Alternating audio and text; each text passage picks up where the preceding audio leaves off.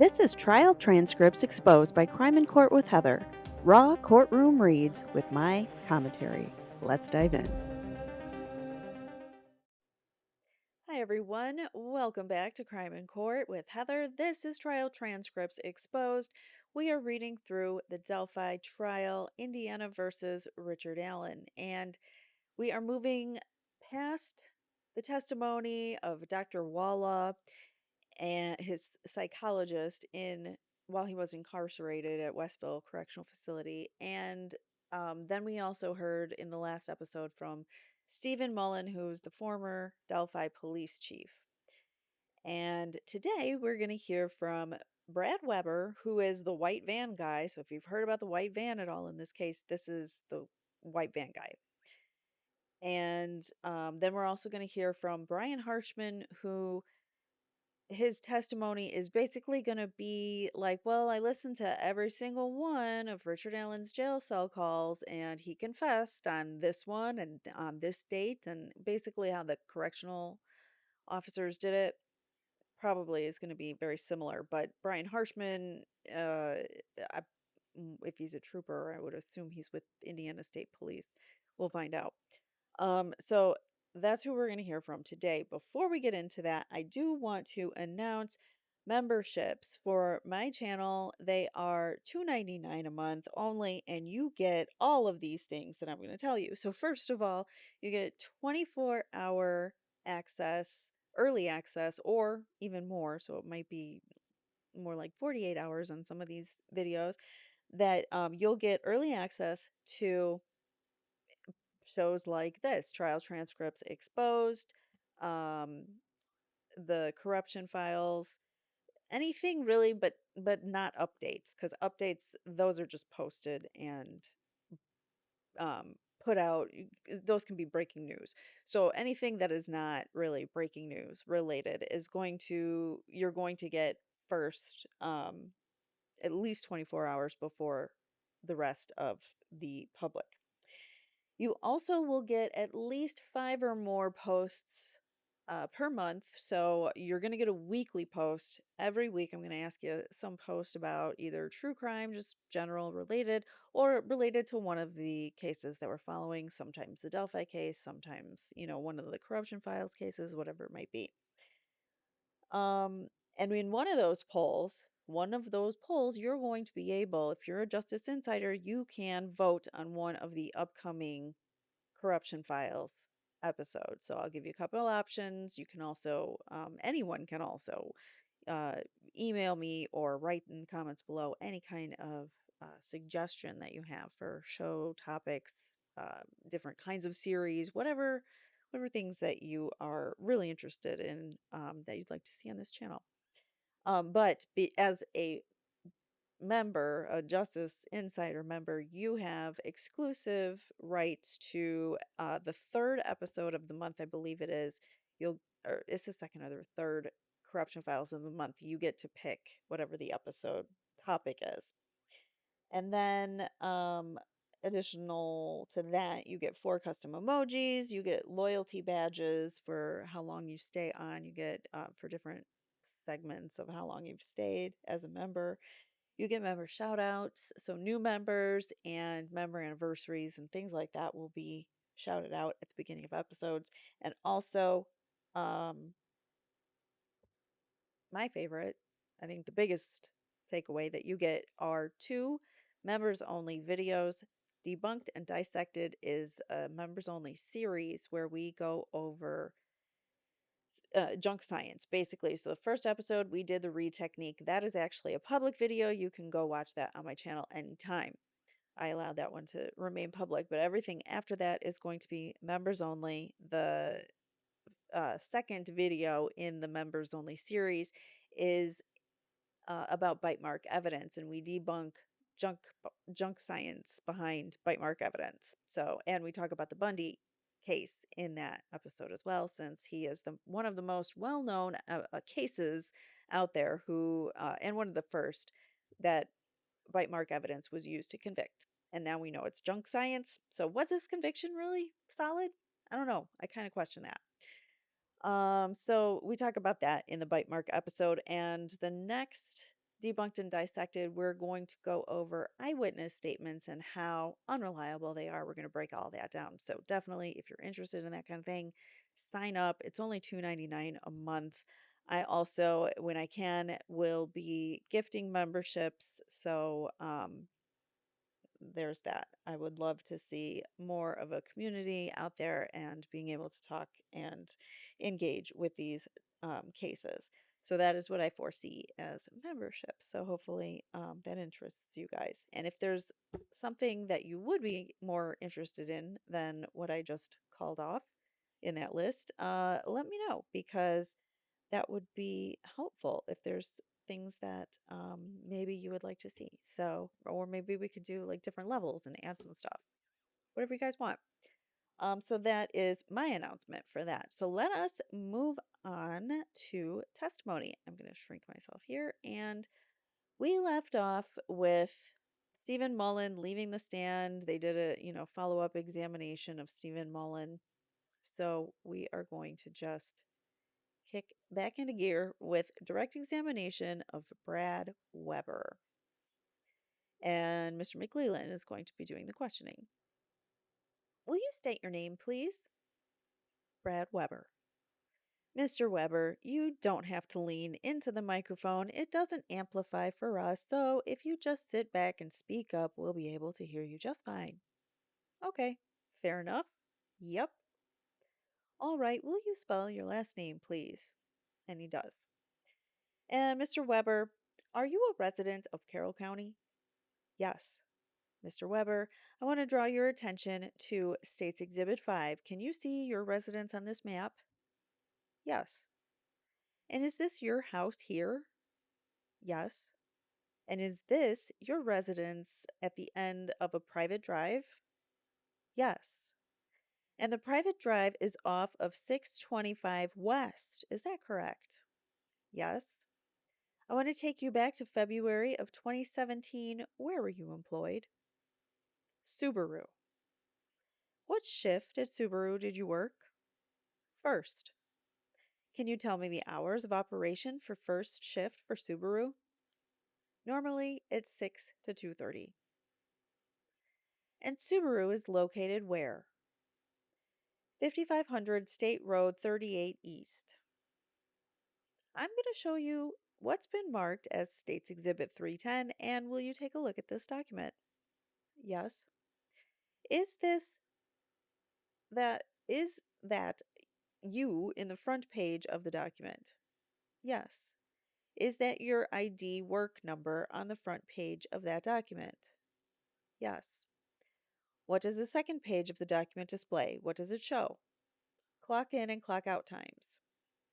And does it include February 13th of 2017? Yes. Judge, the state would move to admit what's been marked as State's Exhibit 310. It's offered. Mr. Baldwin has no objection. The court says, all right, without objection, it's admitted. Mr. McClellan says, I would ask permission to publish that to the jury, Judge. You may, she says. Mr. Weber, did you in fact go to work at SIA that day? Yes. And what time did you clock in? 5:41 a.m.? Yes. And what time did you clock out? 2:02 p.m. And after work that day, did you go home? Yes. And how long did it take you to get home to get from work to your home? 20 to 25 minutes. He calls him Mr. Allen. Mr. Weber, I'm going to show you what's been marked as State's Exhibit 311. Can you tell me what that is? That's a Ford Econovan. Do you recognize that van? Yeah, I think it's mine. Okay. Did you have that van in 2017? Yes. Did you have that van on February 13th of 2017? Yes. Judge, the state would move to admit what's been marked as State's Exhibit 311. It's offered, no objection. The judge admits it, and he wants to publish it, and she allows him. Okay, you may proceed, says the court. Mr. McClellan says, thank you, Judge. Mr. Weber, did you drive this van to work on February 13th of 2017? Yes. Did you drive it home from work that day? Yes. I don't have any other questions, Judge. Oh, such a bombshell. He drove that car back and forth to work. This is so dumb that we're supposed to believe this, but it worked on these 12 people in the jury box, so it's not that dumb, I guess. I don't know. I just feel like they think we're that dumb. They think we're really stupid. The court says, Mr. Baldwin. So now we're going to have cross examination. Mr. Baldwin asks, you were out of town, Mr. Weber, the week before the 13th. Is that correct? Mr. McClellan says, Judge, it's outside of scope of direct. Mr. Baldwin says, it is, well, it's related to that, Judge. How is it related? My question will reveal that, but sidebar, I guess. So they go to a sidebar. I don't want to say it if it was not, and the court says, oh, okay. Mr. Baldwin says, so I think the statement was, I drove straight home from work. He gave another statement. The court says, no, he didn't say straight home. He said, I drove it to and from work, to work, from work. Mr. McLeland says, and I asked him how long it usually takes him to get home. Court says, so what was the relevance of the week before? Mr. Baldwin says, well, will this be, if I ask, did you drive straight home from work? The implication here is that what they're trying to do is say that he drove a van and that's the van that Richard Allen saw and that's what they're trying to do. The van that it scared him into not assaying the girls and instead he just brutally took their lives and then threw some sticks on them. I don't know, for fun because it wasn't hiding them. So that's the state thinks that's what it was, that he was hiding them. So what's the week before? Well, will this be if I ask, did you drive straight home from work? The implication here is that what we're trying to do is say that he drove a van and that's the van that Richard Allen saw and that's what they're trying to do. And so in order for that to happen, we'd have to drive straight from work. And so this should be an appropriate question to ask. The court says, but that's not what you're asking. Mr. Baldwin says, I know. Mr. McLuhan says, I'm okay with that question. Mr. Baldwin says, okay. Did you drive straight home? I'm okay with that question. Mr. Baldwin says, okay, then I believe, and then the other question will be that he was the week before he was out of town. Okay, says the court. Mr. Baldwin says he works ATM. He has an ATM side business. And so when he got back, the question is going to be your ATM side business. You had to fill cash, the machines, and so forth. You left. You did not go straight home. You went and worked on your ATM machines in and around Lafayette. Court says, so if he says, I went straight home, Mr. Baldwin says, yeah. The court says, you want to get into this? Mr. Baldwin says that he didn't. The court says he lied. Mr. Baldwin says, yes. Court says, okay, how can you prove this? Was with a witness? Mr. Baldwin says, I will have a witness that says yes. Uh, I'm sorry, I will have a witness that says that, yes. Mr. McLennan says they'll have to recall him if they have a witness that's going to say that can testify that he didn't come straight home. I'm not aware of any witness that's going to say that. Which witness is going to say that? Says Mr. McLellan. He's not okay with a witness saying that. Mr. Baldwin says Robert Pohl, FBI agent, Christopher Goatee, police officer. Gootee? I think that's Gootee. Mr. Baldwin says, that's not my recollection. I'm sorry, did I say Baldwin? Mr. McLeland says, that's not my recollection. I don't know. Something inaudible. So many inaudibles, and here's another one. And so you have to inaudible. Mr. Baldwin says, did you drive straight home? He's going to say yes, and then I can say, did you tell law enforcement that you didn't drive straight home? Okay. Mr. McLellan says, did you have his report to show that? Mr. Baldwin says, Mr. McLellan says, what did the report say? Mr. Baldwin said, it 100% said it, but I don't have them with me because you didn't tell me he was going today. Oh, so Mr. McClelland just threw Mr. Weber on the stand, and Mr. Baldwin wasn't prepared because Mr. McClelland didn't tell him he was coming to the stand. I think that's really crappy. That should never happen. They should expect or know who to expect that morning or that entire day. They should know ahead of time so they can prepare. Mr. McClelland says, so that's my problem, that I don't remember those reports. So the court says, so do you want to call him back? McClelland says, I don't know how else to do it because it all depends on that report. Mr. Baldwin says, he'll either say yes or no. McClelland says, I think he's going to say that he drove straight home. Baldwin says, and then I'll ask him, did you tell law enforcement that you went and worked on your ATM machines? And he'll say yes or no. I don't know what he's going to say. McClelland says, I'm okay with that question. Mr. Baldwin says, I don't know what your protocol is, but we did not subpoena him. We're having him subpoenaed. He should be subpoenaed here shortly, but I would presume it's in your province to require him to come back if ordered to do so. I would ask for that. The court says, in order to do what? Mr. Baldwin says, to testify if we need him to come back and testify. The court says, you've got him under a subpoena, I assume.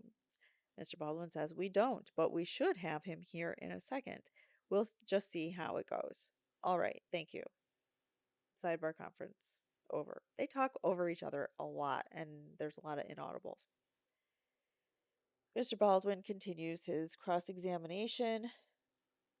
Okay, you did not drive straight home from work on February 13th, did you? One more time? On February 13th, you left work at 2:02. That's correct.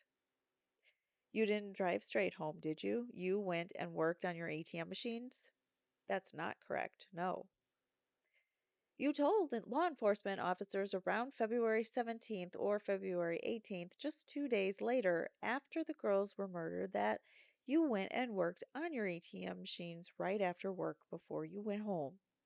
That's not correct. I dropped off a trailer. You did that earlier in the day. Yes. Okay, but after work you went and worked on your ATMs. Judge, objection, asked and answered. That's not no. The court says, stop. Mr. Weber, hold on. Just hold on. Sustained.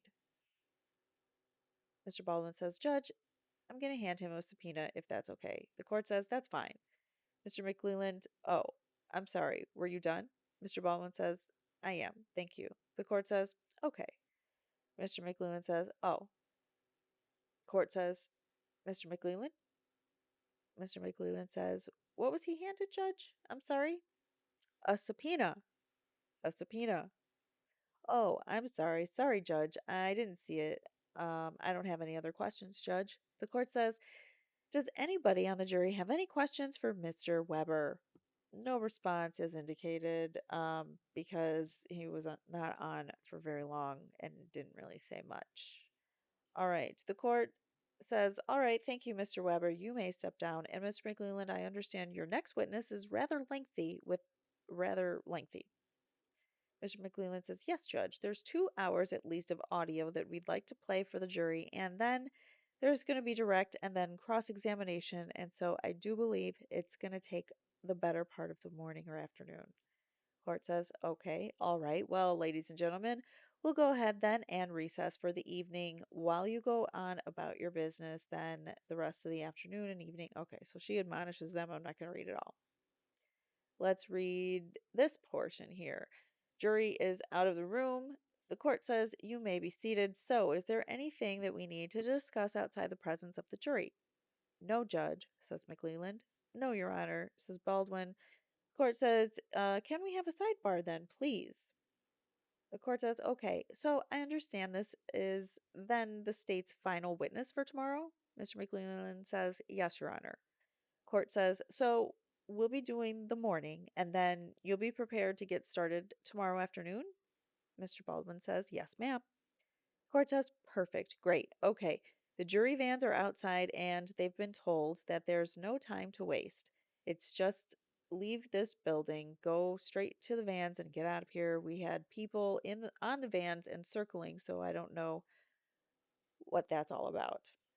Ms. Auger says, and it's not law enforcement people? The court says, not law enforcement, just weirdos.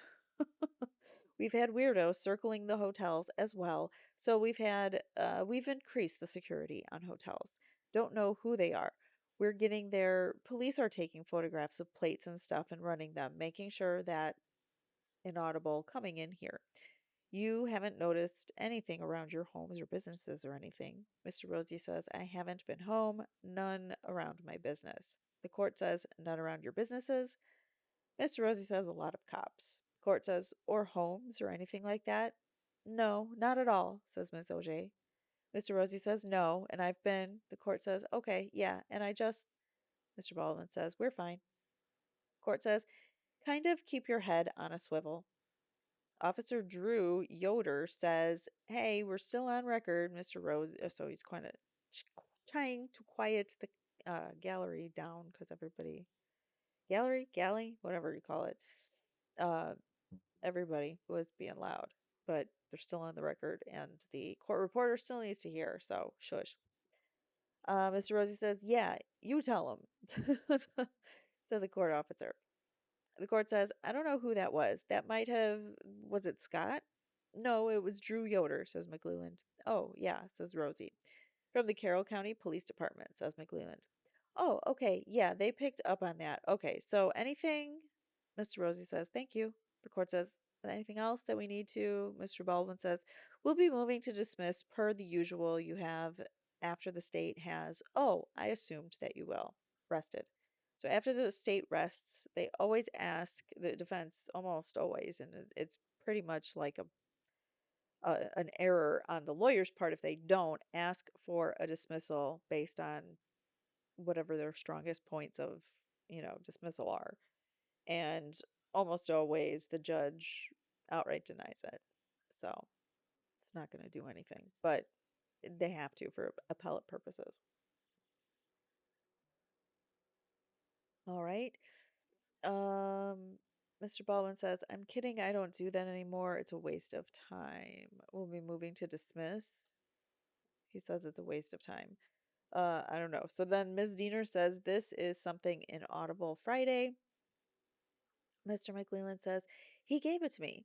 Ms. Diener says, oh, you have it? Mr. Baldwin says, I'll send you that report. It's Adam Pohl, not Robert Pohl. Mr. McClelland says, I had Steve pull it. Oh, okay, says Baldwin. McClelland says, but if you have it handy, send it to me. Mr. Luttrell, I don't know where, says, are you anticipating that list is Thursday and Friday or just Thursday? Mr. Baldwin says, oh, we're going to have to. Ms. Auger says, we'll email you tonight. Do you want me to scrap that? Says McClelland. No, I wouldn't scrap it. It's pretty close, but I gotta find out who we've called to. Ms. Auger says something, but we can never know. The court says, okay. Baldwin says, okay. The court says, all right, very good. Mr. Baldwin says, we'll let you know by the end of the day. McClelland says, okay. Sidebar conference concluded. All right, thank you, ladies and gentlemen. We are concluded for the day, and we're going to keep going. So on October 31st, so now this is Halloween at 9:01 in 2024. The court says, all right, we're back on the record in the state of Indiana versus Richard Allen. Show the defendants here in person with counsel. The state's here by the prosecutor and his deputies. The jurors have reassembled. And are we ready to proceed? Mr. McClelland says, Judge, there's some preliminary matters that the state would like to address with the court outside the presence of the jury, and it's the movement of admissions before the jury comes in. Okay. Mr. McClelland says, first, Judge, the state would move to admit what's been marked as State's Exhibit 312, and that's an affidavit from Dawn Stevens.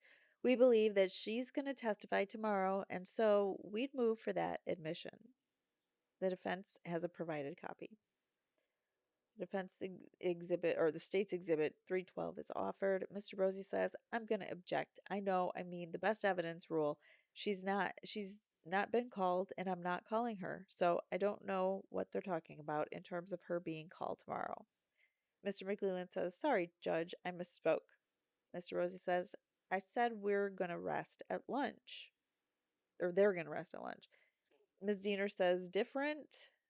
Mr. McLeland says, different witness, sorry, different name. The court says, oh. Mr. McLeland says, don't know that she's going to be called, but we believe it's admissible, Judge.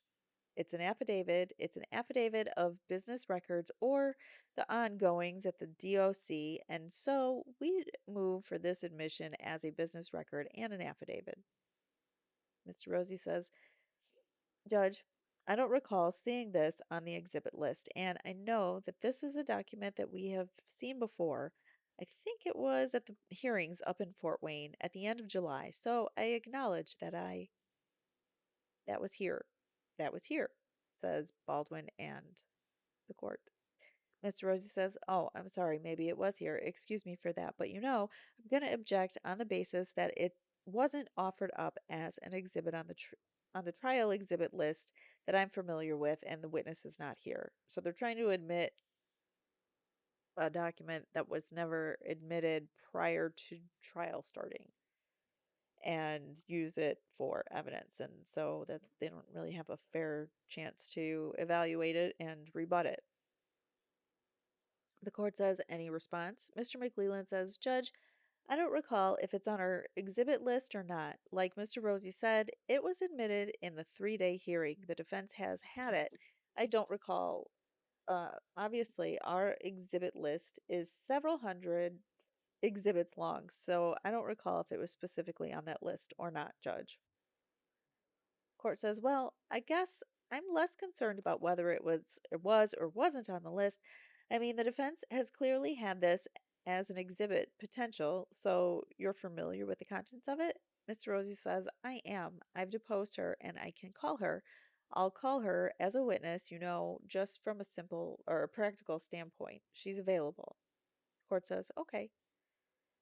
And so then I'll show that 312 is not admitted based on the objection, says the court.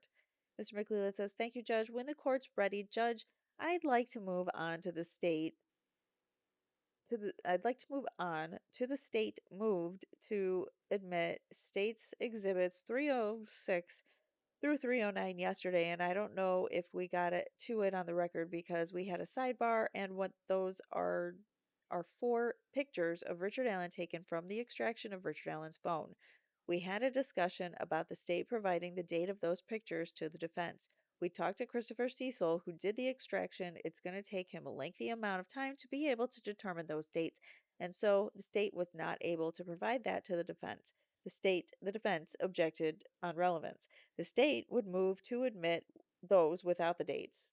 And I was able to find a case, Judge, in a civil case, Menard versus Theroux, and that's from 2023 from the Indiana Court of Appeals.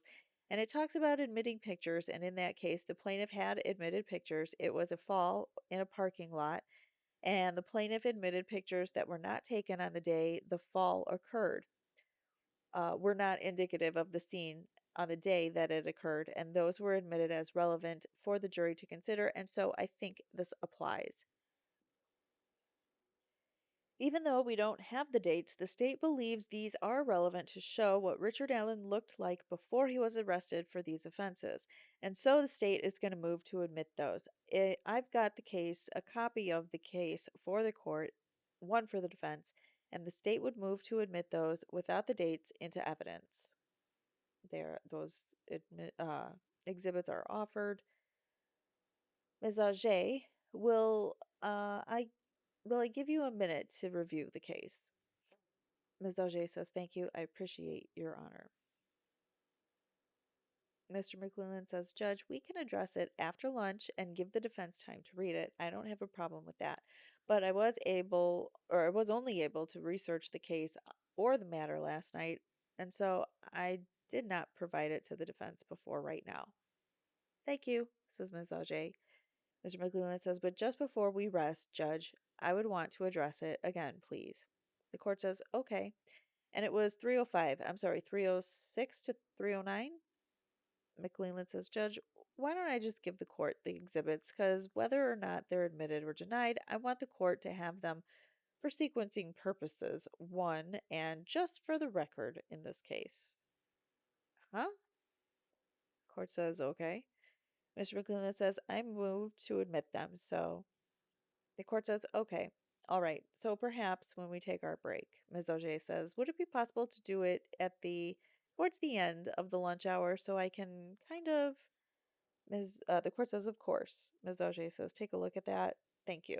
The court says, yeah. Ms. Auger says, I'd appreciate that. Court says, sorry, I didn't finish my train of thought, which was perhaps we would do that at the end of the day prior to the jury coming back in after lunch to give you that opportunity. Ms. Auger says, I apologize. I didn't mean to interrupt you. She says, no, that's okay. That's fine. Okay. Mr. McLeland says, Judge, I have one last matter. I'm trying to get through this quickly. The court says, that's fine. Take your time. Mr. McLeland says, the state's first witness is going to introduce the phone calls from the Department of Correction by Richard Allen to Kathy Allen and to Janice Allen. There's 7 phone calls we plan to play. The parties have stipulated foundationally to the calls. The state believes the phone calls are relevant. I've provided those, the transcripts of those phone calls to the defense. The state would like to move to admit those 7 phone calls right now, but one on zip drive. We'd like to move to admit those now into evidence so that I can play them seamlessly to the jury. I've also printed out transcripts for the court and for the jury, and I'm going to move to admit the transcripts into evidence. Then I'd like to publish those to the court and to the jury as an aid to follow along as they listen to the phone calls. Court says, okay. And what is the exhibit number of the phone calls? 313. Any objection to 313?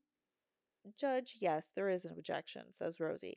So it is true that there is a stipulation as to foundation. There's no objection in that regard, obviously. Okay. The court should be aware that there's actually a series of phone calls, so the state's offering up 7 or 8 phone calls. Of those 7 or 8 phone calls, 3 of those occurred on April 3rd, 2013. I think that's 2023 or 2024. And the first of those phone calls was 3:12 a.m., and that is a phone call from Richard Allen to Janice and Marvin Allen, his mother and stepfather. The second phone call is a phone call on April 3rd at 5:14 a.m., about 2 hours later, and that is a phone call from Mr. Allen to his wife, Kathy Allen. And the third phone call is April 3rd, 2023 at 8:45 a.m. Again, about 3 hours after the second call, and that is a phone call from Richard Allen to his wife. The state has offered up those transcripts before today, just yesterday. I mean, I've had them. We've had them for a long time, but yesterday they offered those up to let us know what they were putting in. And what the court should be aware of is they're not offering up the 3:12 a.m. phone call. They're only offering up parts 2 and 3 of that series of calls. And in the 3:12 phone call, first of all, there are no admissions of guilt or anything that's incriminating that's spoken by Mr. Allen, at least not directly. But what you will find in that call is that Mr. Allen is telling his mother and stepfather that he doesn't know how much longer he can remain lucid. He's telling them that he feels like they, being the system, have just about killed him, that they've about won here, and he's losing his mind. He specifically professes his innocence. He says, they know I would never do something like that, like I've been accused of. And he talks about his family possibly getting extorted. He says, I think I've been mentally tortured. He says, I think I'm in Guantanamo Bay. That's not normal for a prisoner to say, just FYI, unless they've probably been a victim of mental torture and tactics that they would use at Guantanamo Bay, perhaps. He acknowledges that he's on camera and he goes on and on in that respect. And my point is that Rule of Evidence 106, which is the completeness doctrine, says this: if a party introduces all of the writing or recorded statement, an adverse party will require the introduction at the time of any other part or any other writing or recorded statement that, in fairness, ought to be considered at the same time. And it's our contention that you cannot listen to a the phone call at 5:14 and 8:45 without having the context of the first call at 3:12 a.m., and that the state intentionally omitting his 3:12 a.m. phone call is an attempt to represent facts to the jury that are outside of the context of the entirety of those series of calls. Obviously, it would be difficult for us, the defense, to introduce phone calls of this nature just simply because, or simply based on the hearsay issues. There are going to be some other creative ways to work around that, but up front, I think the court's pretty familiar with the rules that would be somewhat challenging. And so, what we're asking the court to do is issue an order that if they're going to put in phone calls 2 and 3, they got to put in phone call number 1 as well because they're all parts of a series. They're all close in time. They're all related to the same, similar discussions. And so we believe that the phone calls should be part of the evidence that they've offered up to the jury and published. Thank you. Court says, any response? Mr. McLeland says, yes, Judge, that's all I have to say. Okay, denied. The state gets what they want. Whatever. That's pretty much how it's going to go. Mr. McClellan says, Judge, the phone calls that we're going to play are complete with themselves. The phone calls start with him making the call, they end with the call that was terminated.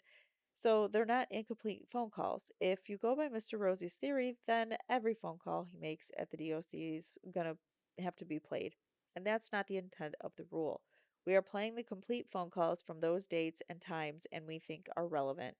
The defense has the absolute right to call Mr. Allen to put in whatever phone calls they want. They are not barred from that. Yeah, of course. You would drool at the opportunity to cross-examine Richard Allen, even though he's innocent, and you'd only be further torturing him mentally. And so I ask the court to admit the phone calls and the 7 we have. They are going to be complete in the sense that they're made, or they're complete in the time that he makes the call until the time that he terminates the call. Mr. Rosie says, may I, Judge? Sure. It's unfair for the state of Indiana to put Mr. Allen in a position where his Fifth Amendment right to maintain his silence is somehow pitted up against an evidentiary issue. And over the course of this trial, we have seen a number of occasions where the jurors have been offered up information that doesn't quite tell the whole story. This is more of the same thing. I would be happy to offer up, and I'm gonna offer up, if I may, a copy of the April 3rd, 2023 3:12 a.m. phone to the court. May I? Yeah. Have I marked as an exhibit? Thank you. Handing the court what has been marked as RR, and may I just for the ease of reference, direct the court to a few of the lines that I referenced earlier. Sure, go ahead. Page 4, lines 6 and 7, is a reference to him not knowing how much longer he will remain lucid. Page 4, lines 13 and 14, references to how he's losing his mind and that he's not succumbing to the detention circumstances that he's dealing with. Page 4, lines 19 and 20, Mr. Allen indicated that he would never do something like he's been accused of. Page 5, lines 2 and 3, he references to him are being afraid that his family is being extorted. So he's afraid his family, something that people are harming his family in some way. Where was I? Page 5, lines 14, 15, 16, and 17, referencing to him being mentally tortured for the last five and a half, 6 months, and that he feels like he's at Guantanamo Bay. And line 5, page 5, line 19, page 5, line 19, references to him knowing he's on camera. And there's some other references, page 6, lines 15 through 18, where he's concerned again about his family having to spend money on a lawyer. I think those are all pertinent and in the context of the April 3rd, 5:14 and April 3rd, 8:45 statements, which again are just nothing more than a series of calls. If you were to see those transcripts, and I can offer those up to the court as well. I guess the state hasn't technically put them in yet. So let me give you copies just to make sure that we can clean the record of the 415 or 515, 514. I see the words on the page, I just can't say them. And the 8:45. Ms. Williams, would you please offer up those two exhibit stickers? Mr. McLellan says, Judge, and just for the record, I guess, would you like me to, through the phone calls, I would you like me to, through the phone calls I intend to offer up? I'm thinking that that's an error. And he's asking, would you like me to go through the phone calls? Because I think Mr. Rosie's misquoting. We don't have three different phone calls from, well, let me make sure. The only time we have additional phone calls from the same day, it looks like, is May 10th. There's two on May 10th. The court says, I'm not sure what exhibits have you marked and what are the numbers or the letters? Rosie says, may I have 1 second? Yes, I've marked Defendant's Exhibit SS as the April 3rd, 2023, 5:14 call, and then I'm sorry. Go ahead, says the court.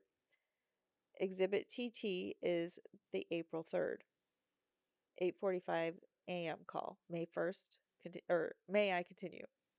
Sorry, I thought that was a 1. My eyes are going wonky from reading. Court says yes. Mr. Rosie says, it is true I'm looking here at the stack that Mr. McLeland handed me, and I do not see the April 3rd, 8:45 call. I was mistaken in that regard, but I don't change the circumstances because what we're gonna see in those series of calls is that Mr. Allen references the previous calls as he's making them. So call 2 and 3, he's making about 1. He's talking about call 2, and again, it's almost like there's one long line of communication over the course of about 5 hours that morning. And I think for the jury to have a full understanding of the circumstances and the context surrounding those calls, which is exactly what Rule 106 is intended for, I would ask the court to order those to be played as well. Court says, anything else, Mr. McLeland? And he does. It's a long sidebar, sorry. Judge, just for the record, the state intends to play a call from November 14th or would ask to play a call from November 14th of 2022, one from April 2nd of 2023, one from April 3rd of 2023, one from May 10th of 2023, actually two from May 10th, one from May 17th of 2023, one from June 5th of 2023, and one from June 11th. I didn't catch all the dates that Mr. Rosie talked about, but I thought he talked about a date from May 14th or a phone call from May 14th. We don't plan to play any calls from that day, and I didn't catch the other dates, Judge, but nothing in addition to that. Okay, these are all April 3rd. Mr. Rosie says, if I said May 14th, I don't. The court says, I think that was just a misstatement. Mr. Rosie says, yeah, it was. I'm sorry. The court says, okay, yeah, these are all April 3rd, 2023. Yes, says Mr. Rosie. The court says, at 312, 514, and 8:45. And you are offering, I just want to be sure that the record's clear, Mr. Rosie, you are offering RRSSTT to support your argument against the state's exhibits 313. Mr. Rosie says, yes, Judge. The court says, okay. Mr. Rosie says, may I say one more thing? Sure. I think it's one of those situations where you play them all or you play none. I just think it's that, because they're that entwined. I guess if there was a kind of compromise, a phone call, one and two, I'm referring to them, obviously, in chronological order. And 3 a.m., the 3 a.m. call and the 5 a.m. call would also almost certainly have to be played together and maybe not the last one. But I think, the context is important. Thank you. The court says, so the photographs we're going to discuss after lunch. I'll show that argument that has been held on State's Exhibit 313, 7 phone calls. I'll incorporate the transcripts, and I've had a chance to kind of buzz through the transcripts here of the jail calls, the RR, SS, and TT. I think the doctrine of completeness applies to the specific statements made by the defendant. If the state was trying to introduce a phone call, an incomplete phone call, then your argument would be well taken. But they're trying to introduce completed phone calls from the beginning to the end. I understand the argument, but you can play those if you wish. You can provide the transcripts to the jury if you wish, but I will show 313 is admitted over objection. Surprise, surprise. She allows Nick McClelland's motion to move forward so that he can get everything that he wants in the trial, and Richard Allen's team is left scrambling in the dust yet again. The court says, is there anything else? No, no, Your Honor, says Mr. McClelland. Mr. Rosie says, may I ask for clarification? Just because I'm trying to understand, are you suggesting that because these are complete calls that the doctrine doesn't apply? I am indicating that the doctrine of completeness, as I understand it in my review of it, indicates that if the state wants to introduce evidence, an entire written statement or an entire phone call is admissible. If the state is trying to introduce a portion of a written statement, the doctrine of a completeness would apply. If the state wishes to introduce a portion of the phone call, the doctrine of completeness would apply. But that's not what the state is doing here. The state is attempting to introduce a phone call from beginning to end. And I don't understand the argument. It's quite a novel argument, actually, but I do understand the argument. I don't, but oh, she understands. She understands the argument. But I don't think that the doctrine of completeness applies when the state is introducing completed phone calls beginning to end.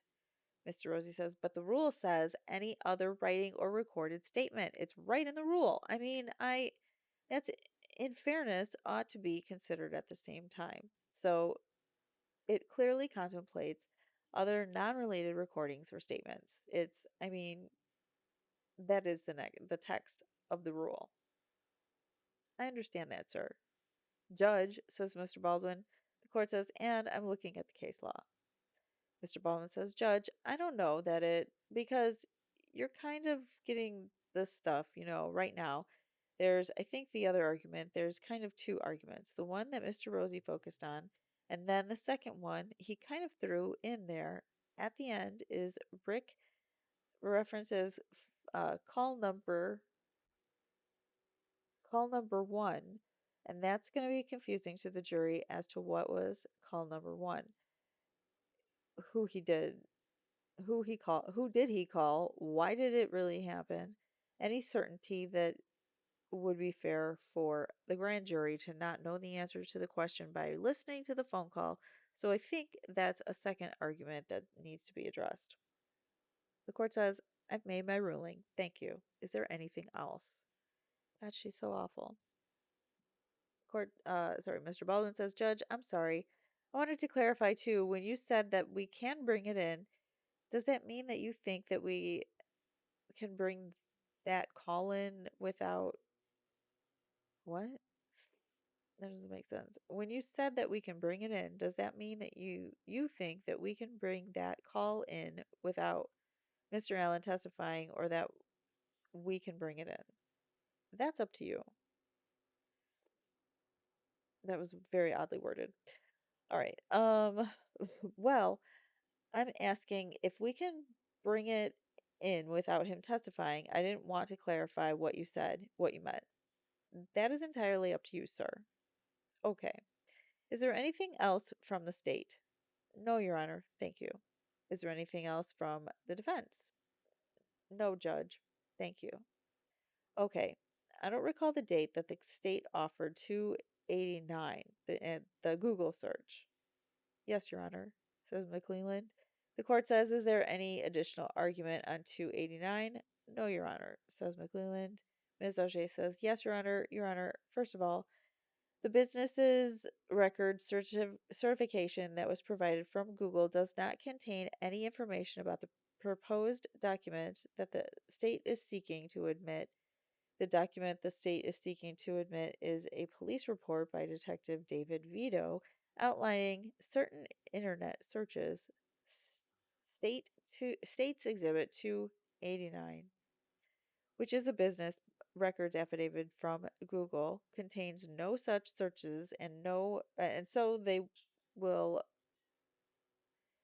and so they still have what they need to authenticate what they're seeking to authenticate.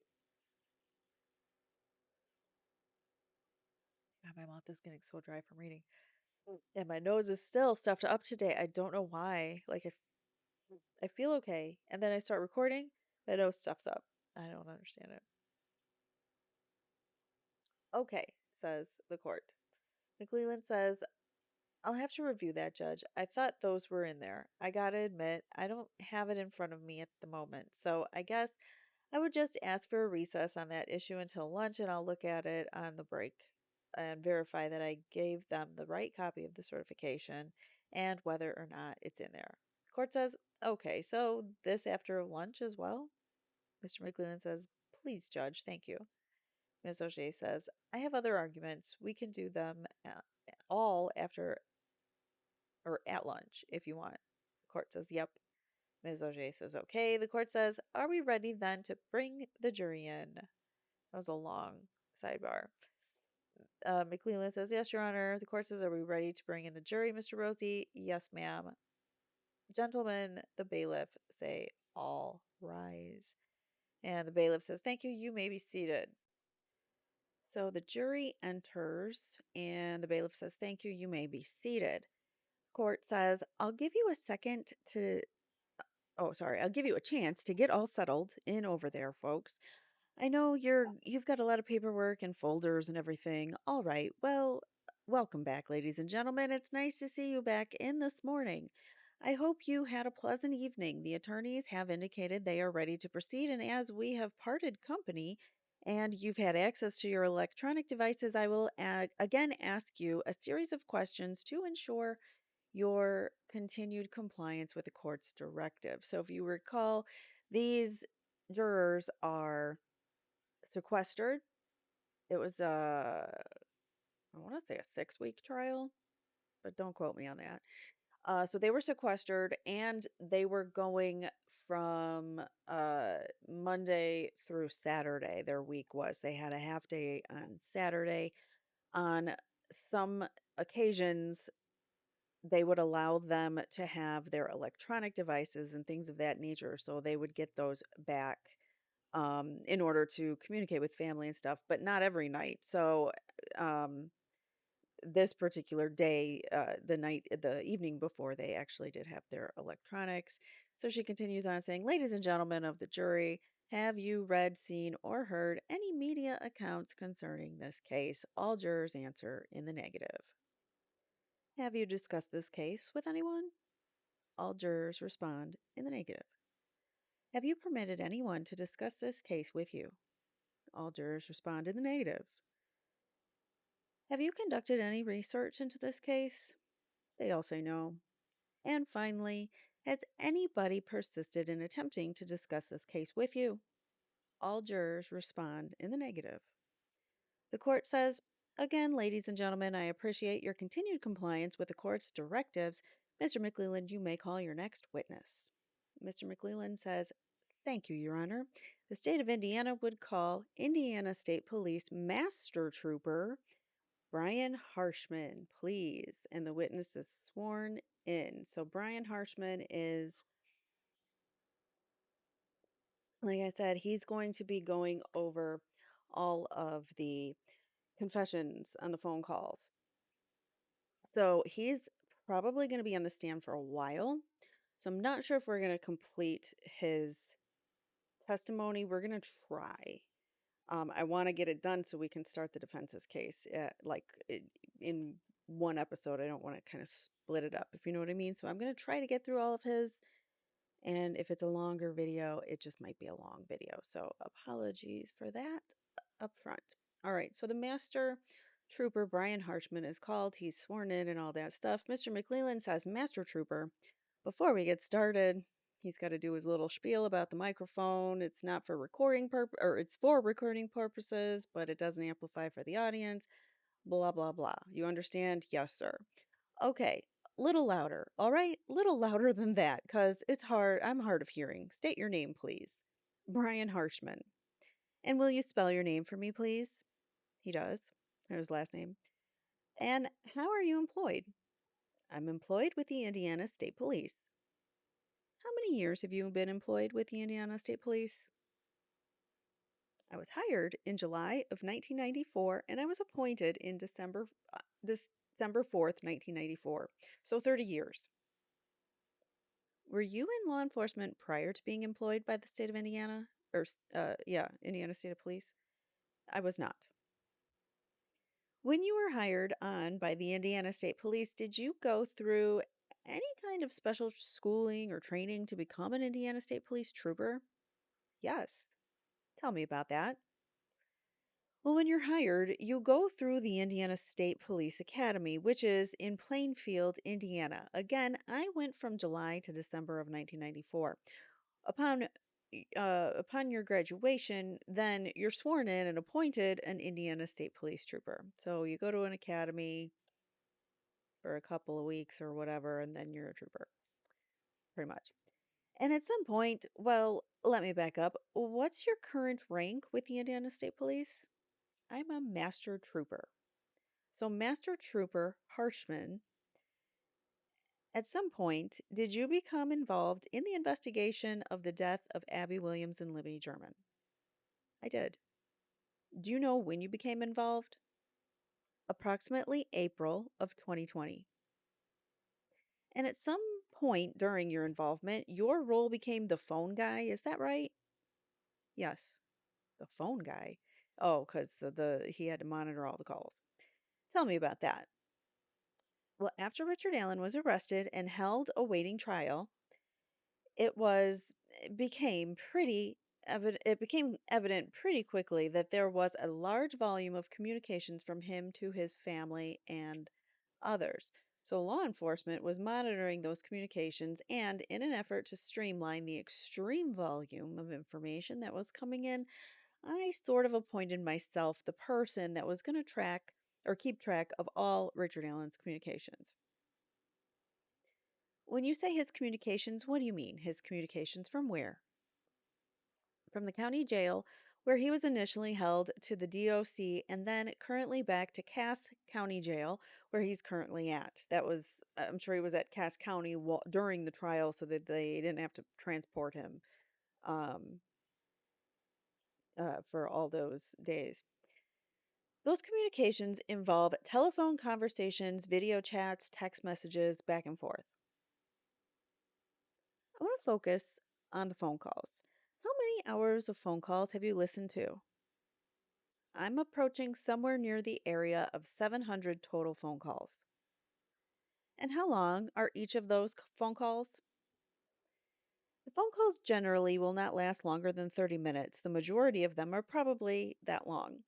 There are calls that maybe last 5 minutes. There are some that last in between 5 and 30. Don't jail calls usually like last 15-minute increments, or maybe that's not how they do it anymore. I don't know. Now that everyone has an iPad and can do calls from there. So during the course of this, I've listened to all 700. At one point, I went back and re-listened to them, and then I've gone back 2 to 3 to 4 times on calls that were of special interest to me and re-listened to them 4, 5, 6, 7, 8, 9 different times. Okay, so you listened to it 9 different times, so you got what, 9 different interpretations with from it? Like, I don't know. Nine, what does listening to it 9 times do? But he did. He listened to it 9 different times. So the total number of hours that I've listened to calls is, it got to be, I mean, it would be insurmountable, and I don't know how I would keep track of it and guess. But it would be hundreds upon hundreds upon hundreds of hours. Dramatic language, huh? And these calls, who initiates all these phone calls? Richard Allen initiates the phone calls. And for the majority of the phone calls, who is he calling? He either calls his wife or his mother. And during some of these phone calls, does Richard Allen make statements that are pertinent to this investigation? Yes, he does. During some of these phone calls, does he make statements against his interest? Yes, he does. Does he make incriminating statements? Yes, he does. I want to direct your attention to a phone call made on November 14th of 2022. Are you familiar with that call? I am. And do you recall who that call was to? That call was to his wife, Kathy Allen. And does Richard Allen make statements pertaining to his investigation on that call? He does. Do you recall what he says on that call? Without my notes, I can't quote it exactly, but something along the lines of, if this becomes too much for you, call the detectives and I will talk to them and tell them whatever they want to know. Okay, I would need context and I would need the exact quote, not a paraphrase from this guy. Mr. McClellan says, Judge, at this time, the state would move to play that call for the jury and would ask the court an opportunity to publish a transcript of the call to the jury and to the court so that the court and the jury can follow along as the state plays that call. The court says, You may, and ladies and gentlemen, as you're receiving the transcripts, this is not the evidence. The evidence is what you're going to be hearing on the call. So, at the conclusion of the playing of the call, you can follow along with the transcript, but at the conclusion, that the bailiffs will collect those transcripts from you. You may proceed. Mr. McClellan says, Thank you, Judge. And Judge, I think your bailiff has been kind enough to collect those for me. She says, yes. And then I'll collect all of them at the end. So I guess they're getting collected. They already played the exhibit. It was published, played, and so they're taking the exhibit back, or the transcript back. The court says, okay, that's fine. Just pass them down to the end, folks. Master Trooper, says McClelland, I'd like to move on to the next phone call on April 2nd of 2023. Are you familiar with that call? I am. And is this another call made by Richard Allen? It is, to his mom, Janice. Okay. And does he make statements pertaining to this investigation in that phone call? He does. Maybe not pertaining to the investigation, but what statements do you recall that he makes within that phone call?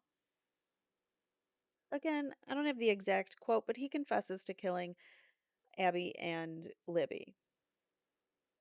Well, I want to back up to April 2nd. If he made that phone call about his religious beliefs, would that be a call that you're familiar with?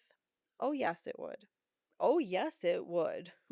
I don't know why the way that is worded is just weird. Like, oh, yes, it would. And so, this phone call, what kind of statements does he make within this phone call? In this phone call, he talks to his mother and tells her that he has found Jesus Christ and wants to let her know that he's found God. And Judge, I'd like to play that phone call at this point. The court says you may. Mr. McClellan says, and again, Judge, I'd ask to publish the transcript just for the jury to be able to follow along and the court as well. You may. Mr. McClellan says, thank you. And again, we will collect these. This is not the evidence. It's what you're hearing on the actual recorded call.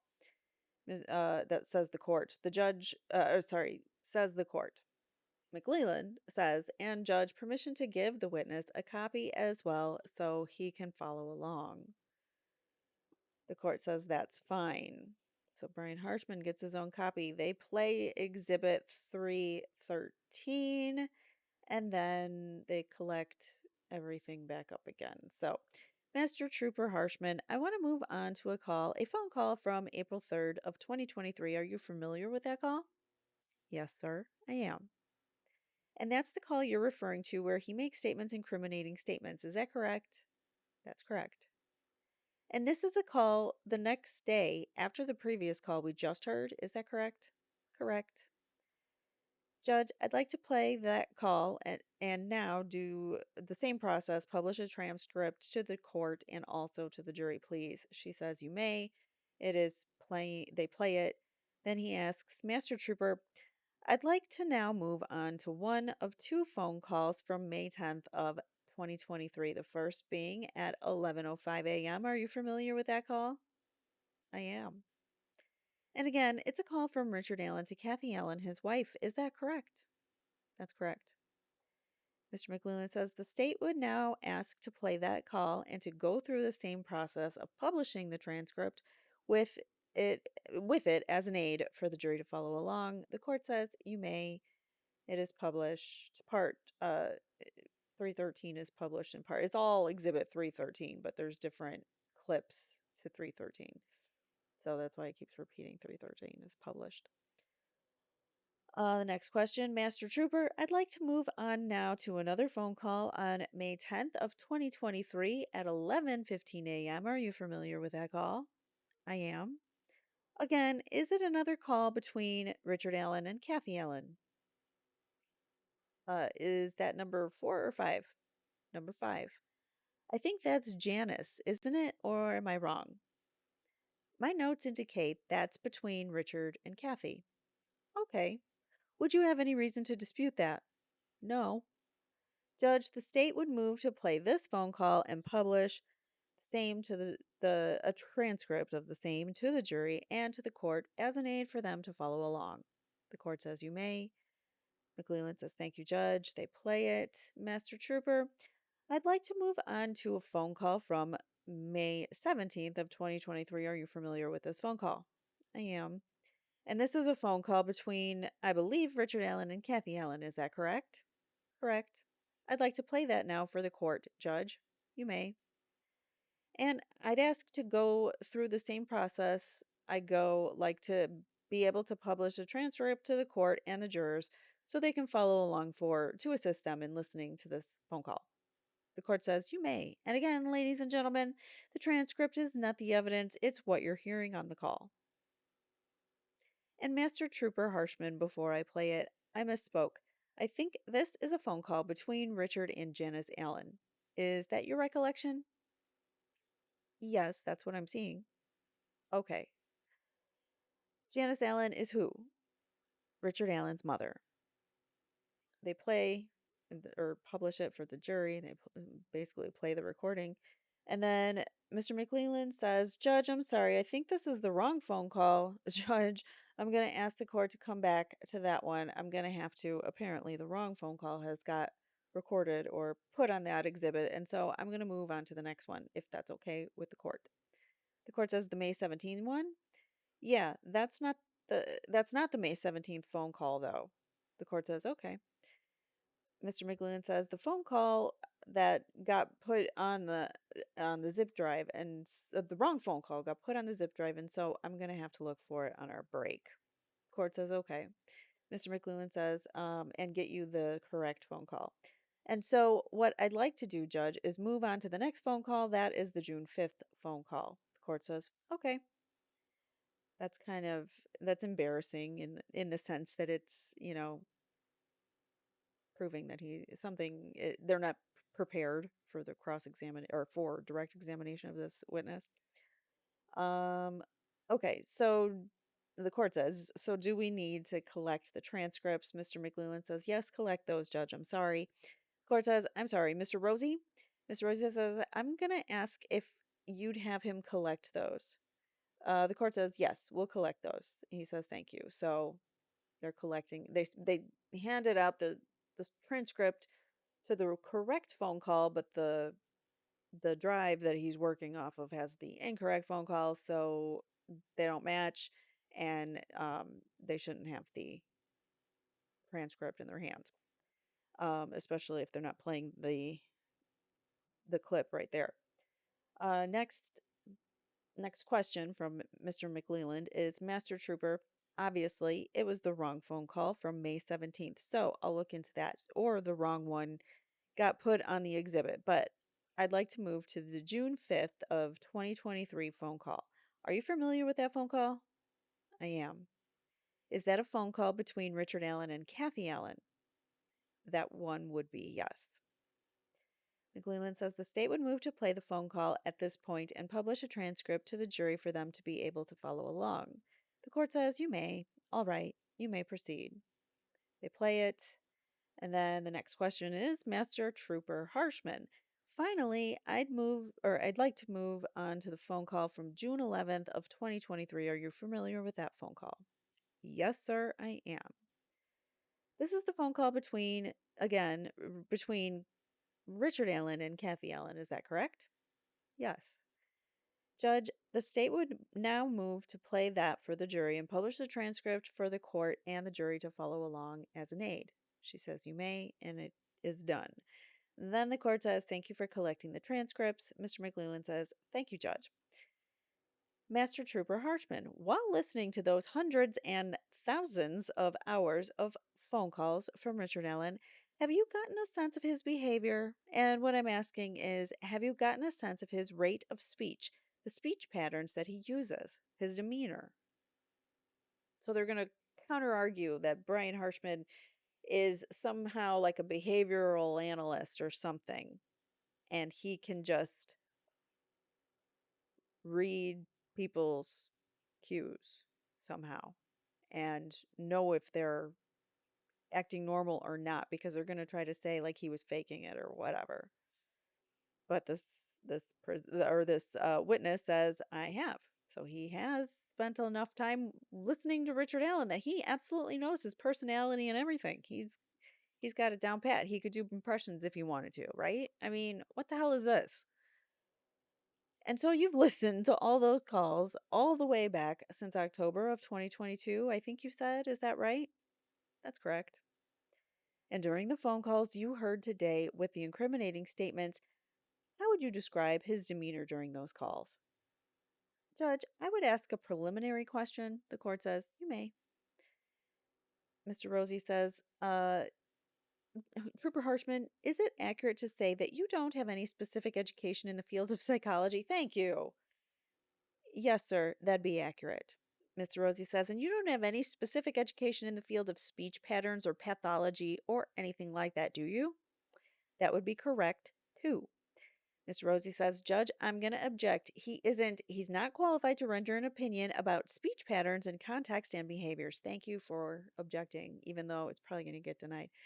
McLeland says, Judge, he's testified as his opinion after he's listened to thousands of hours of phone calls from Mr. Allen. I think he can testify as to his demeanor on the phone calls, and also he can testify from his experience from listening to all those hours of phone calls, his rate of speech, whether he's calm or not, and those kinds of things, and that's what the state's asking him to testify about.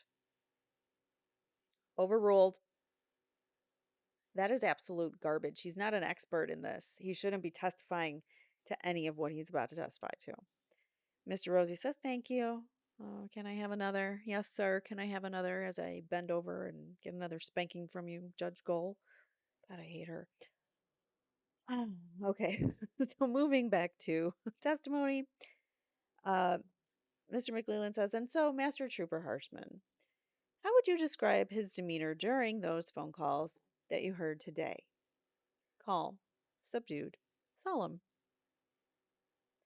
What about his rate of speech and his pattern of speech? Is that the phone calls that you heard today, is that in line with other phone calls that you've heard from Richard Allen?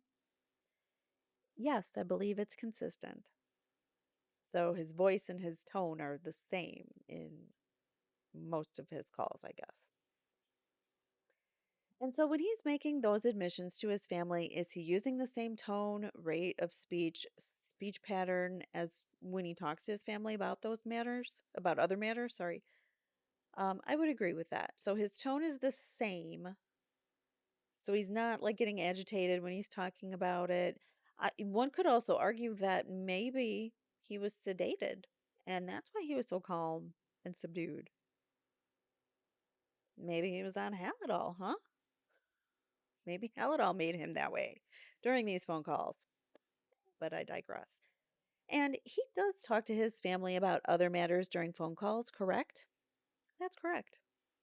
During those phone calls you heard today, from your listening to all those phone calls, did you notice or did you have any indication that he was under duress or stress when he made those admissions? I did not. Well, it's not like someone was standing there with a gun to his head making him do it. If he was drugged and people are messing with his mind and his memories, then yeah, then I have a problem with that. And that's duress and under stress, but you don't see it because he's calm and he's doped up on Halidol. God, I hate these arguments. They're so dumb. But the jury doesn't know all of this stuff. I mean, they have to piece it together kind of, but they don't have it like we know it. So yeah, he says he doesn't feel like Richard Allen was under duress. It was the same. Um, so were those phone calls that you heard today in line with other phone calls that was his demeanor during those phone calls in line with other phone calls that he's made? Yes, it was. Now, I want to jump forward to August of 2024. You were still involved in the investigation at that point. Is that correct? That's correct. And you were still listening to phone calls from the Department of Corrections with Richard Allen. Is that right? That's correct. And I want to show you what's been marked as State's Exhibit or a portion of State's Exhibit 303. Are you familiar with this document? Yes, I am. Mr. Rosie says, what documents that 303? Mr. Rosie or Mr. McLeland says, yes, 303. And do you recognize that exhibit? States Exhibit 303. It's been admitted as a report from Dr. Walla. Yes, sir, I do. And who was Dr. Walla? A mental health professional with the Department of Corrections. And is she a mental health professional that was examining Richard Allen? Examining or filling his head with information about the case so he could confess? He says, yes, sir. And you had a chance to review this report, is that correct? I have. And you're familiar with what's in the report? Yes, sir. And so I want to talk about some statements made by Richard Allen in that report. What statements did he make in that report pertaining to the investigation, the death of Abby and Libby? Would you like me to read those out, sir? Hold on. Never mind. My dog was trying to get out from under the blanket. That she needed help. Would you like me to read those out, sir? I'd like you to testify as to what statements he made from your recollection from that report or reviewing that report, what statements Richard Allen made that are in relation to the investigation of the death of Abby Williams and Libby German. Richard Allen made statements as to what he was doing on the day of the crime. And what day of the crime is that, or what is the date of the crime? February 13th, 2017. And how does Mr. Allen state that he started that day? He was with his parents on the morning of the 13th. Was he supposed to go to lunch with his parents? He was. And what did he do instead? He just cuts him off. Oops, I just dropped something. What did he do instead? Instead, he went and he bought a six-pack. And then what did he do? He advised that he drank 3 of the beers and said he finished the rest later. What did he do after that? He said that he bundled up, and then what? That he went to the trail, and once at the trail, he stated that he laid in wait. What happened after that? He said he made a statement that that's where he thinks the bullet fell out. Okay, so first of all, He laid in wait. That's a cop term, not a suspect term. Suspects don't say I laid in wait. That's a legal term. So I I I'm already finding credibility issues with this. I don't recall the beer thing, that he drank beer that day. Did he bring beer with him? I don't even think he had beer with him that day when he was out on the trails. And I don't think he was drinking that early in the morning, right? Or afternoon. I don't know, maybe. So what happened after that? He said he made a statement that that's where he thinks the bullet fell out. Again, he in his interrogation, he absolutely vehemently said he didn't have a gun there. That's not his bullet. It could never be his bullet, blah, blah, blah. And so now you're telling me that he's like, yeah, that's where it fell out.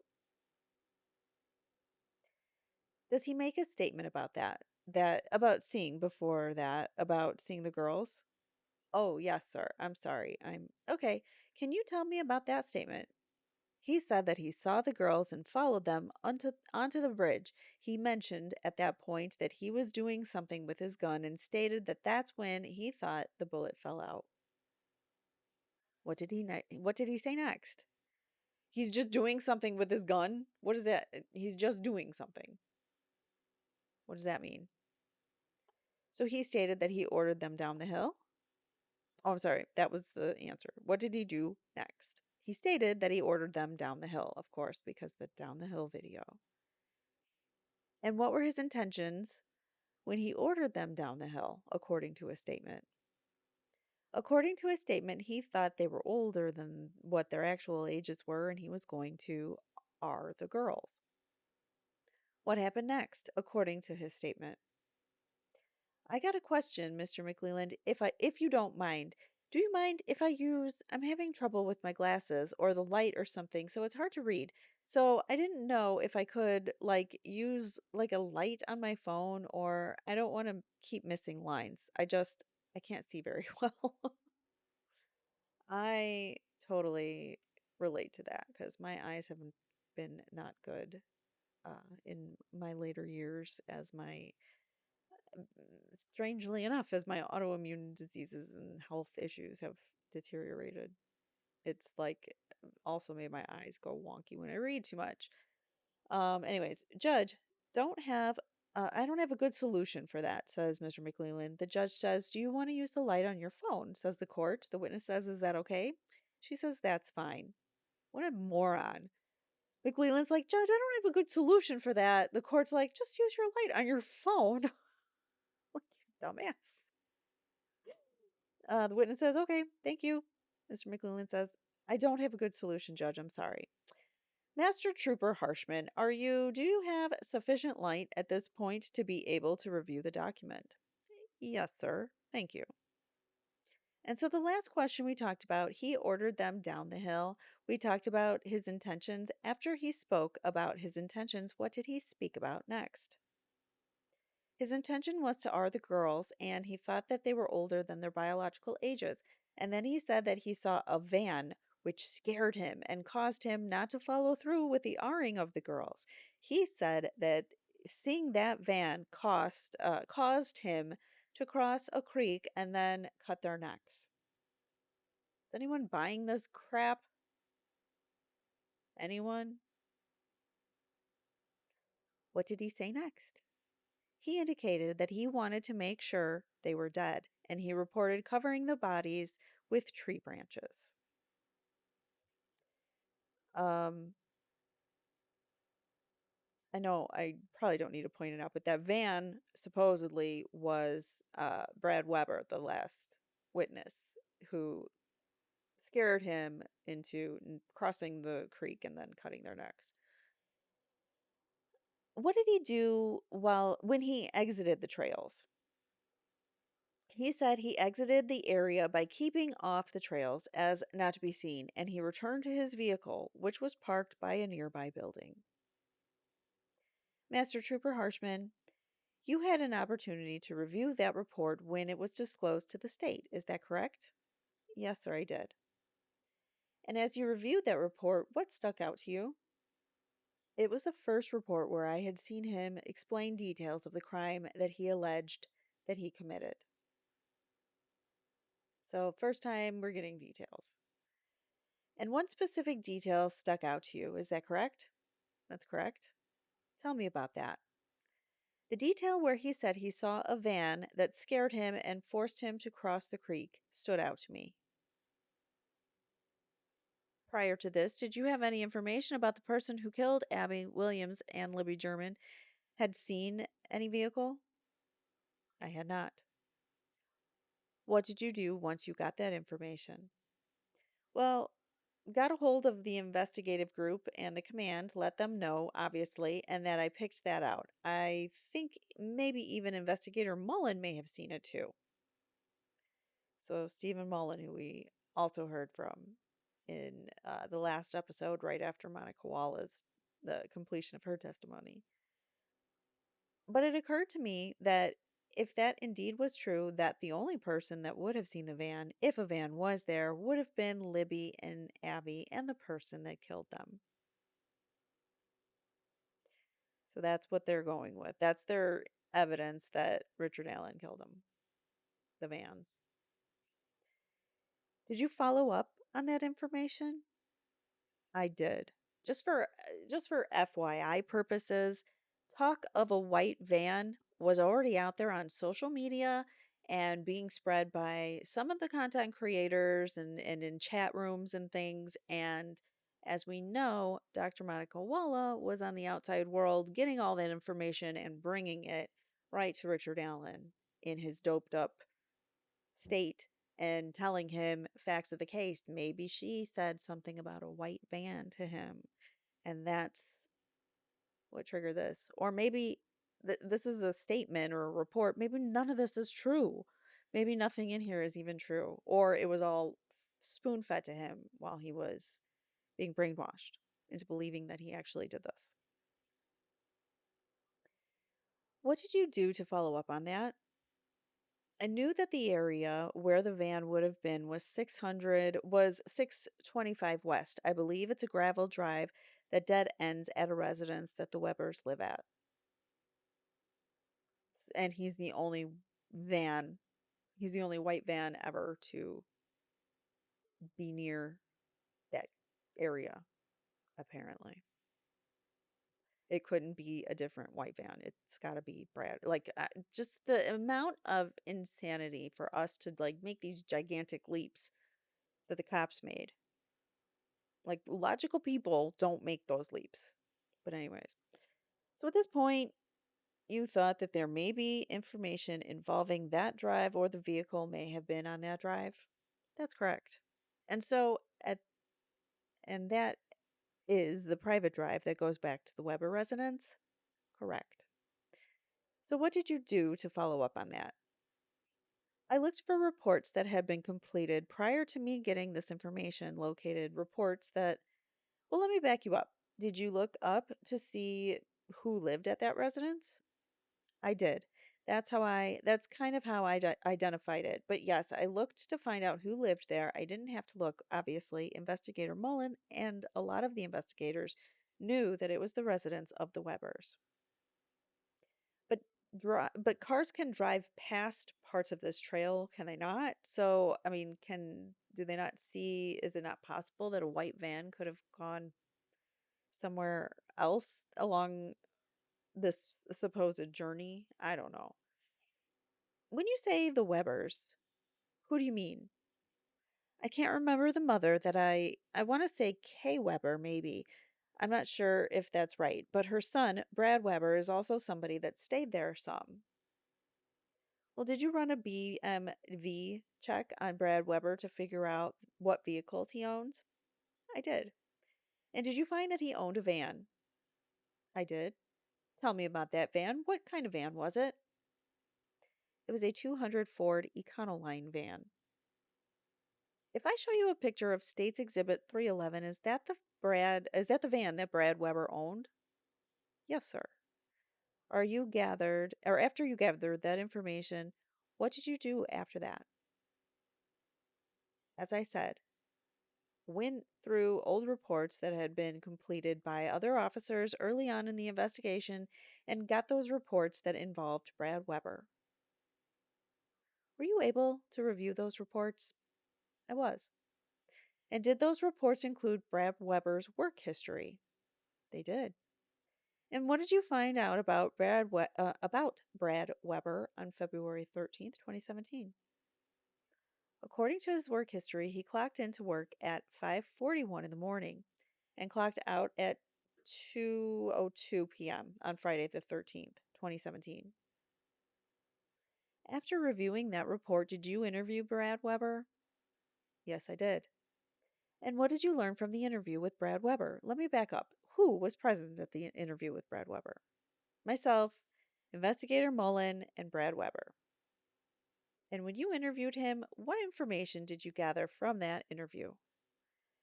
Mr. Rosie says, I'm going to object. May I ask a question, Judge? A preliminary question. The judge says, yeah. It's weird how they do this, but I guess some states allow this. Mr. Rosie says, is the information that you gathered from the interview the things that Brad Weber told you? The interview? Yeah. Yeah. Okay. I object to hearsay. Sustained. That was easy.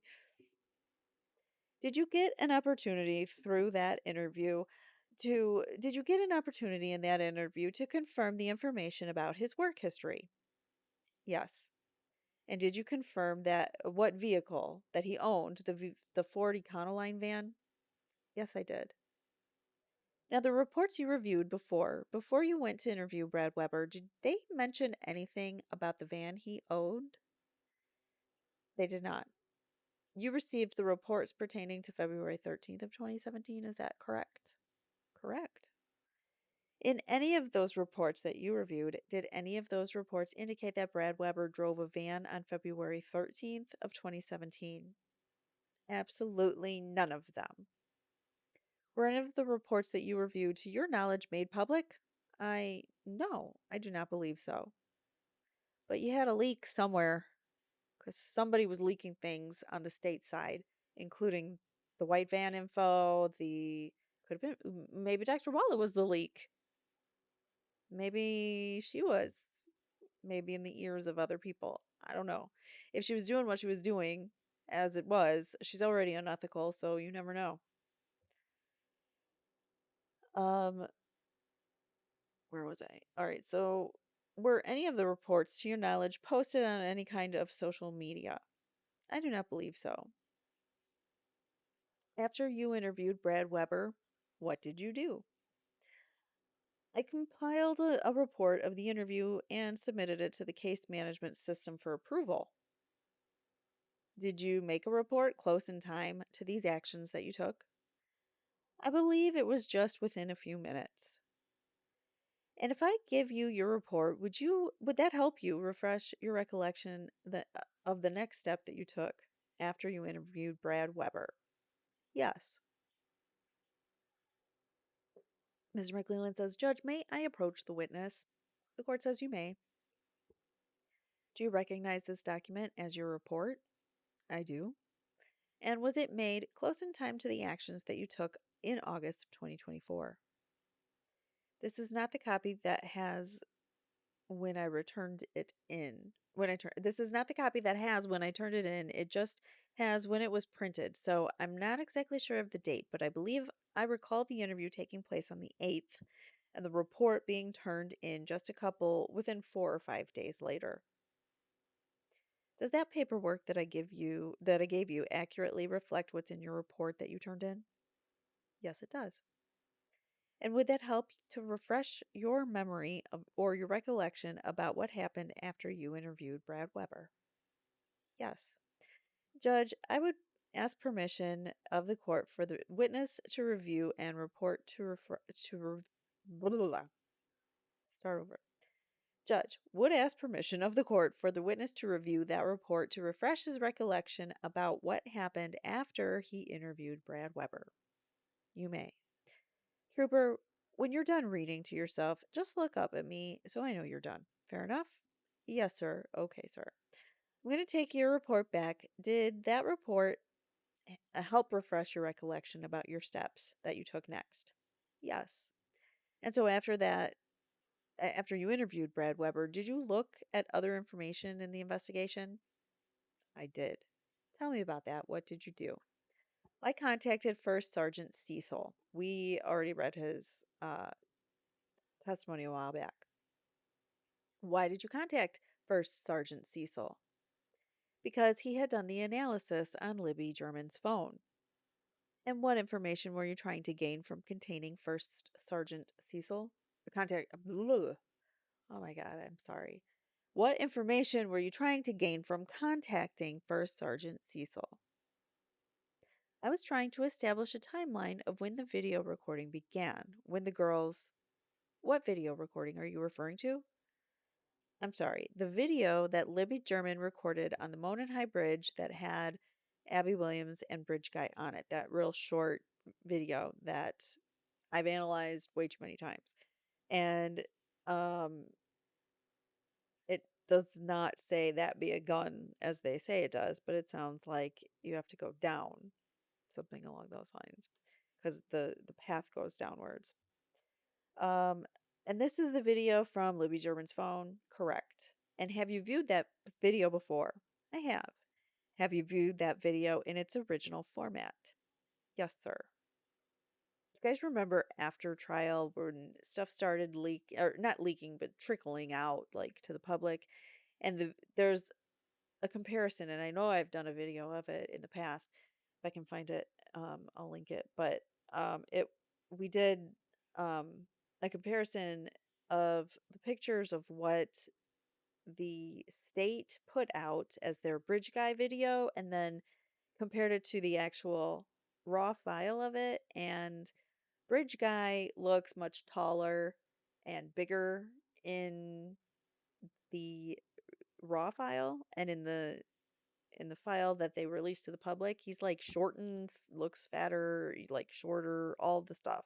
Very different. They somehow manipulated the evidence, I think. It's pretty clear that there's some kind of buffoonery, trickery, I don't know, something going on. All right, so and is this video from Libby's phone correct? You've seen it before? I have. Have you viewed it in the original format? Yes, sir. Have you reviewed that video in the enhanced format? I have. And how would the enhanced format differ from the original? It stabilizes the image versus the original where it moves around quite a bit. And you've had an opportunity to observe both the original and the enhanced, is that correct? Yes, sir. Have you observed both several times? Over the years, yes. And you were contacting again, tell me why were you contacting First Sergeant Cecil about that video? Because First Sergeant Cecil had done the analysis of the phone and had been able to develop a timeline as to the events as they occurred in relation to the phone. Master Trooper Harshman, I'm going to play what's been marked as State's Exhibit 246, and it's played. Is that the video that you've reviewed in the past? It is. And is that the video that you were contacting First Sergeant Cecil about? Correct. Were you able to confirm the timestamp of when that video was taken? Yes. And do you recall what that time was? I have it in my report, but I believe it was 1413. Well, let's not use military time because I'm sorry. I don't know military time. I'm sorry. So what time is 1413? It's 2:13 p.m. And you were also able to gain other information from the phone data, is that correct? Correct. Do you recall what other information you were able to collect as you sit here today? Yes. Can you tell me what other information you were able to collect from the phone data? Well, First Sergeant Cecil provided me with data. I think it's, forgive me, I'm technologically challenged, but metadata from the Apple Health app, which showed movement on the phone until its initial or final rest. And do you recall when the phone stopped moving? I would prefer to look at my report and tell you off the report. And it's the same report that we referred to earlier? Correct. Judge, may I let him take a look at the report to refresh his recollection? Cannot talk today. The court says you may. Master Trooper, I'm going to draw your attention to the same section, yes, of the report, and let me know when you've had an opportunity to review that. Okay, sir. And so what time, from your information that you gathered, what time did the phone stop moving? The phone stopped moving at 2:32:39. So 2 hours and 32 minutes and 39 seconds. How does that fall in line with the information you got from Brad Weber? Mr. Weber said, Mr. Rosie says, Judge, I'm going to object to hearsay. Mr. McLeland says, you can't say what he said. Sustained. But the information you gathered, you've been collecting information about when he was at work, correct? Yes, sir, he was. And you testified that he was at work until 2:02 p.m.? Correct. Where did he work?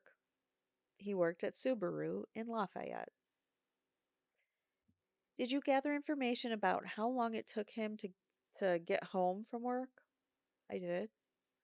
How long was that? Judge, may I object and ask a preliminary question, says Mr. Rosie. The court says you may. Is the information that you gathered about how long it took him to get home from work uh, i- from work information that you got from him? No. Okay. Did you talk to him? I did talk to him. Did he tell you how long it took him to get home from work? He did. Okay. I'm going to object. It's based on hearsay. They can bring Brad Weber in. Mr. McLeland says, I can rephrase the question, Judge. Sustained. How far away, if you know, is Lafayette to the trails? Well, what I utilized was Google Maps and Waze and found that the drive from his house to work was I did it on several days, several different days, and it ranged anywhere from 20 to 25 minutes. So he gets off work at 2:02 with the information you had. What time about would he be arriving home? In the afternoon, I would guess that he would be arriving home more towards 25 minutes. So that would mean that the van was on the road somewhere in the area of 2:27 to 2:30. Does that fall into place with the information you've received from the phone? Absolutely. Now, you've had an opportunity to review this video that we played in court today, is that correct? Yes, sir. You've had an opportunity to listen to hundreds of thousands of hours of Richard Allen's phone calls, is that correct? That's correct. Judge, I'm going to object. With all due respect, he didn't listen to hundreds of thousands of hours. That's not consistent with his testimony. Sustained. Thank you. He said hundreds of hundreds of hundreds. He said it 3 times. He did not say thousands. So, yes, thank you that McLeland changed it there for dramatic effect. Mr. Rosie says, there's a little bit of drama here. I agree. I agree, Mr. Rosie. Mr. McLeland continues, you listened to how many hours of his phone calls, correct? I'm sorry, you listened to many hours of his phone calls, correct? Many. Over 700 phone calls? Correct. And you had an opportunity to review the video, correct? Correct. Did you recognize the voice of the male individual on the video? Yes. And who is that voice? Or who do you believe that voice is? The voice is Richard Allen. Dude, okay. You're not a voice analyst. You don't know anything about audio. You don't have audio or equipment to analyze audio. You can't for certain say that the down the hill guy, the voice on the down the hill video, is Richard Allen. You can't say that. But this guy just did. And to me, I've never heard Richard. Oh no, have I heard Richard Allen's voice? I might have heard it. Yeah, I have heard it on in his confession or his not confession, his interrogation videos, I've heard his voice, and it does not sound to me like the Down the Hill guy's voice. So, anyways, Mr. McClelland says, I don't have any other questions. The court says, Mr. Rosie. So now we are going to move on to cross-examination. And, oh, I'm torn. Should we keep going for a very long episode or should I cut this off? Hold on. Let me see how much we have longer to go. All right. Unfortunately, I think we still have a lot left. The cross-examination is going to be a little crazy here, I'm sure, because we've got a lot of things that this guy testified to that he really is not an expert to be testifying about. So I hope that they do a thorough examination on him. But we will wait until Thursday for that episode. Let me know what you guys think of doing this 2 days a week now that this is now the second week we're doing 2 days a week because I like it. I think it gets us through the testimony and the story. Like we're learning a little bit faster here what happened um, behind those very private but public court doors that everybody was acting very secretive about, and we weren't able to see on camera and all of that. So it was just the way that Judge Gull and prosecution handled it. It's like they're trying to hide something. So we obviously want to see what they're hiding. So I think it's pretty clear that there might have been some misconduct here and some possible MK Ultra-ing of Richard Allen, perhaps. It's not unheard of. Happens. Our government does it to our citizens all the time. Shh, we're not supposed to know that. But it does. It does happen all the time. So um, that's what I think happened with him. And as far as the confessions go and how we do have him on tape confessing to his family, that's Helidol and brainwashing can really do a number on somebody. So that's what I think happened. We will find out more and hopefully get a good cross-examination on Brian Harshman in the next episode, and then that will complete the state's case. So we're going to rest Thursday, and then next week we're going to start with the defense's case. And it's a lot shorter than the state's, so we're almost done. Just FYI, we have a little bit more to get through, but we're getting near the end here for the Delphi case. So thank you guys so much for watching. I appreciate you all. Let me know in the comments below what you think. What drives you insane about this case? Judge Gull specifically drives me insane, although we're not seeing it in the transcript so much, but everything leading up to trial, I just cannot stand her. McClelland also gets under my skin. He's a whiny little weasel who has to like cry to mama Judge Gull, and get his way. So I just can't stand them. But anyways, let me know what you guys are thinking, and I will see you in the next one. Take care. Bye now. That's the end of this Trial Transcripts Exposed. Thanks for following along with me. Like if you want more, subscribe, and let me know what you think in the comments below. See you next time.